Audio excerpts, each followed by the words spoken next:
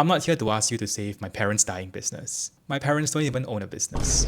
I'm here to tell you why this channel I just started is going to be worth your time. Hi, my name is Matt, and over the last 4 years, I've been creating content for myself and for my clients. But the way I got here was a complete accident. It started with making travel videos. 8 years ago, I bought my first camera, wanting to make cinematic travel videos, inspired by Sam Kolder, who was the biggest travel influencer at that time. And somewhere along the way, people started asking me to film their weddings. So I said yes without really knowing what I was walking into. Because if you've ever seen videographers shoot a wedding, you know it's pure pressure because it's one take and no second chances. But looking back, that experience taught me more about visual storytelling more than anything else probably could. From weddings, I moved into product commercials, working with some of the world's most exciting brands, which forced me to study what businesses actually care about. Conversion rates, return on ad spend, and how content fits into a broader growth strategy. And across all these experiences, I started noticing that the highest performing videos tend to follow the same underlying psychological principles. And I just became really curious as to why.